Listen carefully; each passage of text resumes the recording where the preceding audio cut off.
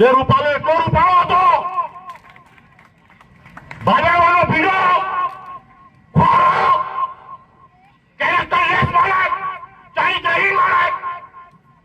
જયારે બોલે છે આપણા અમુક રાજપૂતો ભજપૂતો થઈ જાય છે, અમુક તો ક્લીન ચીટો હાલતા હતા.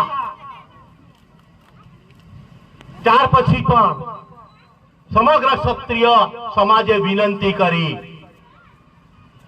કે આ જે વાણી એને વાપરી છે કારણ કે સમગ્ર માતા બહેનો માટે, કારણ કે ઇતિહાસ સાક્ષી છે. ક્ષત્રિય વર્ણ નથી, ક્ષત્રિય ધર્મ છે. ક્ષત્રિય તૂટ્યો એટલે હિન્દુ તૂટ્યો, અને હિન્દુ તૂટ્યો એટલે દેશ તૂટ્યો. ક્ષત્રિયો ફક્ત પોતાની માતા બહેનો માટે માથા નથી આલ્યા, સમગ્ર હિન્દુસ્તાનની માતા બહેનો માટે માથા આલ્યા, ગાયો માટે માથા આલ્યા, હિન્દુત્વ માટે માથા આલ્યા. તારે જ્યારે હિન્દુ ધર્મની જો માતા બહેનો માટે જો ક્ષત્રિય માથા હાલતા હોય, તો જયારે ક્ષત્રિય માતા બહેનોની જયારે વાત થતી હોય તો સમગ્ર વર્ણએ આપણને સપોર્ટ આલ્યો હતો, સમગ્ર વર્ણ આપણી સાથે હતો. અમારા એક ભાઈ આયા હતા ઈંગાડી કે હું રબારી છું તે છતાં સપોર્ટ આપું છું. મારા ભાઈને એક વાત કહેવા માંગુ છું, ક્ષત્રિય બે ભાગમાં વેચાયા હતા, ગૌ રક્ષક અને ગૌ પાલક. જેટલા ગૌ પાલકો છે ક્ષત્રિય છે. આજે પાછા ઇતિહાસ જોવા જવું પડે છે.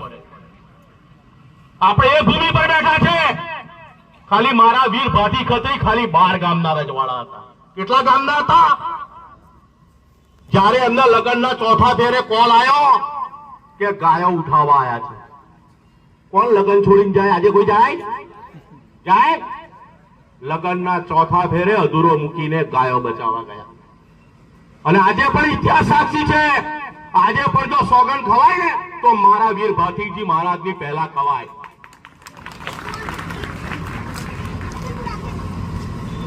અને એના માટે જાણે આપણા રાજેન્દ્રસિંહ બાપુએ એક મિનિટ વિચાર કર્યા વગર જાણે પોતાના ક્યાંક પત્ર આપી દીધો હોય, એ ભૈયા ચિંતા નહીં કરી કે હું બીજી વાર ઇલેક્શન જીતીશ કે નહીં જીતું. અને તમે જોયો 100 में से 80 बेईमान, फिर भी मेरी भाजप महान. આવું આ ચાલતું હતું ને ભાઈ. પણ એમાંથી જે 20 હતા ને એમાં એક આપણો ભૈયા. અને સવાલ, વિજય તો નિશ્ચિત જ છે. આ ઇલેક્શન તો એક ઔપચારિકતા છે, સંવિધાનની એક ઔપચારિકતા છે. હું અહીં બેઠનાર તમામ ક્ષત્રિયોને ખાલી નહીં, સમગ્ર વર્ણને કહેવા માંગુ છું કે ક્ષત્રિયની જયારે ગરિમાની વાત થતી હોય ને તો તમે પોતાની પણ ગરિમા જાળવો છો. કારણ કે આજે ક્ષત્રિયને બાપુ શબ્દ કીધો છે. એ બાપ તરીકેની જે પીડા સમજતો હોય ને એને બાપુ શબ્દ વિરોધ મળે. હમણાં કરજણમાં 2 ભાઈ ગયા હતા અહીંથી. હું એમણે જે ભાષા વાપરી એટલે કોઈ લુખ્ખાઓ ગયા હતા બે, અને તઈ જઈને બીવડાવતા હતા અમને વોટ નહીં આલો તો મકાનો પાડી નાખીશું. કહેતા હતા કે નહીં? એટલે ઉજ્જવલ ગામમાં એરંડો પ્રધાન બનવા ગયેલા, વડોદરામાં નપાસ થયેલા, ફેલ થયેલા, તઈ કરજણમાં હોશિયારી મારવા ગયા હતા.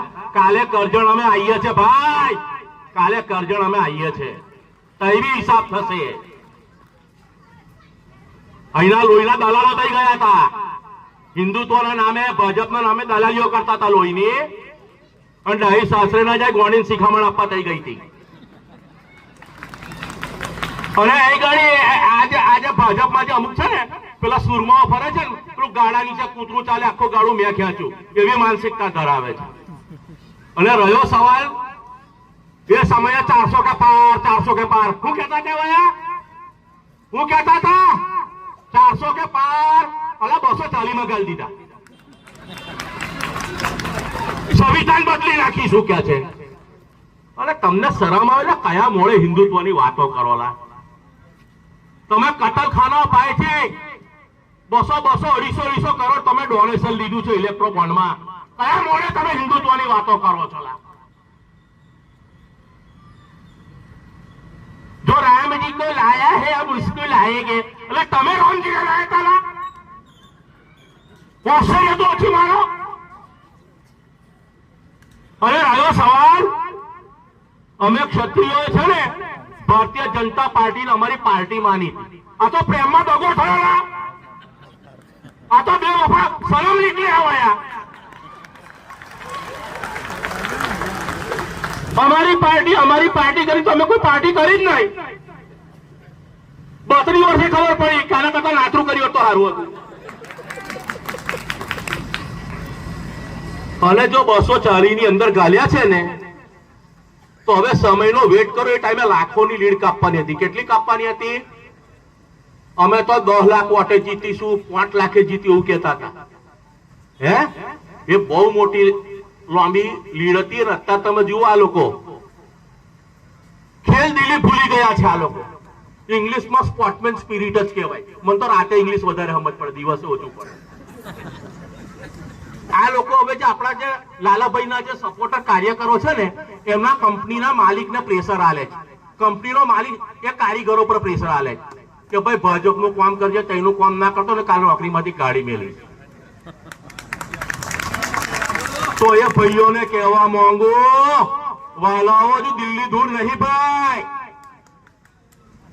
અત્યારે જે તમે સત્તાના નશામાં જે અત્યારે તમે આ બધું કરી રહ્યા છો અને લાલાભાઈ કહે છે કે 3-4 જગ્યાએ આપણી સભાઓ ચેન્જ કરવાનું કર્યું લાલાભાઈ તમારી એક ભૂલ થઈ તમે જાણ કરી હતી ભારતીય સંવિધાન પ્રમાણે તમે જાણ કરી હતી અને અમુક જગ્યાએ પરમિશનો લેવાની ના હોય આ મારા રાજા રજવાડોએ આપેલી જગ્યાઓ છે આ આપણી ભૂમિ છે આ વીર ફાંસી ખાધેલી ભૂમિ છે આ જેટલા ભાજપના ટોપ પર ફરે છે એમને કયા બાપાએ ગાયો બચાવવા દીકરીઓ બચાવવા હિન્દુત્વ બચાવવા માથા આલ્યા હતા માથા તમારાને મારા બાપાએ આલ્યા છે આજે આપણને શીખવાડે અમારી નમ્રતા અમારી કમજોરી નહીં સમજવાની અમે ભારતીય સંવિધાનને માનીએ છીએ એનો મતલબ એવો નહીં કે અમે તમારાથી બીએ છે અને એવો કોઈ અત્યાચાર ના કરતા કે અમારે હથિયાર ઉઠવાની જરૂર પડે તમે માપમાં રહેશો તો અમે માપમાં રહીશું બાકી અમારી અંદર આજે પણ એ વીર ફાંસી ખત્રી મહારાજનો એ મહારાણા પ્રતાપનો એ છત્રપતિ શિવાજીનું બી લોહી છે આજે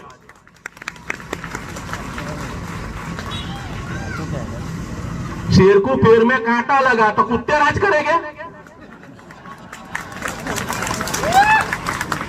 अला भाई हम एक बार छेड़ाया आ पेला भाई कहता था बहुत सरस कहीने गया नोटबंदी थी ने भाई तो आ लोग खाली भजिया वाला हाथ में आया कोई डॉक्टर हाथ में आयो कोई बिल्डर हाथ में आयो एमना पैसा बरोबर 30% 40% कहीं रोकड़ा करी आल्या अत्यारे आ एक चरबी बोले અત્યારે આ 1 રૂપિયા બોલે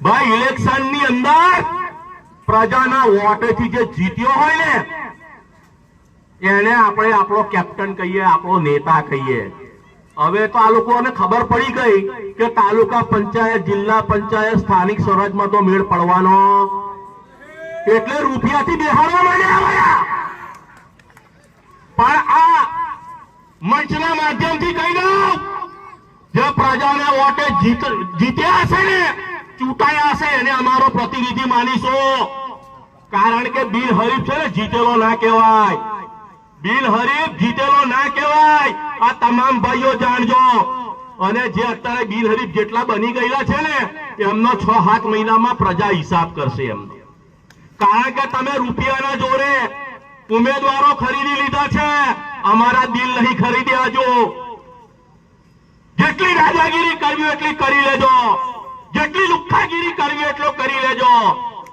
સમય આવતા કારણ કે અમે પહેલેથી કહીએ છીએ બધે આવજો બાપુની ડાળમાં ના આવો અને જ્યારે આજ ભારતીય જનતા પાર્ટીને કોઈ ગામમાં નતું પહેવા દેતો તારે લાલાભાઈ જેવા કાર્યકરો બનીને ભાજપને એન્ટ્રી અલાઈ. સાચી વાત ખોટી વાત? અને જયારે હવે અમને કહેશો અહીં સભા નહીં થાય, અહીં થાય, પાછા ફૂટપટ્ટી લઈને માપવા ગયા હતા કે તમારું 200 મીટર થાય છે કે નહીં. અલા ભાઈ 100 મીટરનો કાયદો છે, કઈ 200 મીટર શીખવાડો છો અમને? छोटा बच्चा समझ के कौन पे बिठाया, कौन में पेशाब करेगा?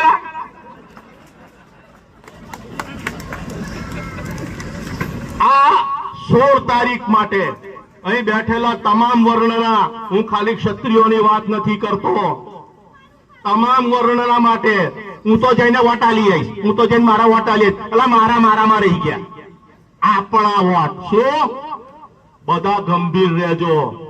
આપણી પાસે કેટલા દાડા રહ્યા? હવે ફરવા માટે કેટલા દાડા રહ્યા? સાંભળો મારા ભાઈઓ, આ લાલાભાઈ ઇલેક્શન નહીં લડતા, રાજેન્દ્રસિંહ નહીં લડતા, આપણે લડીએ છીએ. સાચી વાત ખોટી વાત? એક પણ ખુલ્લો, એક બી ખૂણો, એક બી ફળિયું, એક પણ ગામ, કોઈ જગ્યા બાકી ના રહેવી પડે. બધા પોતપોતાના સૂત્રોને કનેક્શનો લગાવવાના ચાલુ કરી દેજો. કારણ કે આ લોકોને એવું કે દારૂ ચવાણું વેચી દઈશું ને એટલે પબ્લિક આપણી જ છે. એમાં એક ભાઈ જૂના પાદરામાં બોલ્યા હતા, 10ની પોટલી 5નું ચવાણું, તે ભાઈ ચવાણું ખાતા કરી દીધા. એ જ આપણો સમાજ. સાચી વાત ખોટી વાત? અને અમે તો પહેલેથી કહીએ છીએ, અમે બાપુઓ શાંતિથી જીવે, જીવવા દો. હું કામ હરી કરો છો અમને? અમે લોકશાહીને માણીએ છીએ, માનવા દો ને ભાઈ. અમને મહેરબાની કરી ના બીવડાવતા. કારણ કે જે દિવસે બાપુની ધમકી આવે ને તો બાપુ ડબલ પાવરમાં બહાર આવે. એટલે ધમકી આપવાનું બંધ કરી દેજો. અને 16 તારીખ પહેલા મારા તમામ અહીં બેઠેલી બહેનો, અહીં તમામ બેઠેલી મારી માતાઓ, અહીં બેઠેલી મારી દીકરીઓ, અહીં બેઠેલા ભાઈઓ, આપણી પાસે 2 દાડા છે. અને હા, જો કોઈ બોગસગીરી કરવા આવે, કોઈ પણ આ મંચ ઉપરથી કહું છું, જો કોઈ પણ બોગસગીરી, લુખ્ખાગીરી કરવા આવે તો આ લોકો ગણપતિ નવરાત્રમાં પ્રસાદ ખાવાના બાકી રહી ગયા હતા. અને બાપુન તઈ આવે તો કોઈ ભૂખો જાય ભાઈ? પ્રસાદ ખવડાવવાનો, સત્યનારાયણનો ખવડાવવાનો, ગણપતિનો પ્રસાદ ખવડાવવાનો. કારણ કે આ લોકોથી માતાજીનો પ્રસાદ ખવાય એ તો બહુ અઘરો પ્રસાદ હોય. એટલે આ મંચ ઉપરથી ફક્ત એટલું કહીશ કે આ રાજેન્દ્રસિંહ ઉર્ફે લાલાભાઈની લડાઈ નથી. કારણ કે લાલાભાઈએ પદ ઉપરથી ઇસ્તફા આલ્યો ને, એટલે રાજીનામું આલ્યો ને, તો સમગ્ર નંદેસરીએ આલ્યું હતું. માતા બહેનોની જે અભદ્ર ટિપ્પણી થઈ ને, તો એના માટે સમગ્ર નંદેસરીએ ત્યાગ બલિદાન આપ્યું હતું. એટલે આ લડાઈ ફક્ત રાજેન્દ્રસિંહની કે લાલાભાઈની નથી, સમગ્ર નંદેસરીની છે. બોલો જય ભવાની, જય ભવાની. મારે જે હોંભર હતી તો બોલ્યા જ નહીં તમે. જય ભવાની. ભાજપ જવાની, જય ભવાની.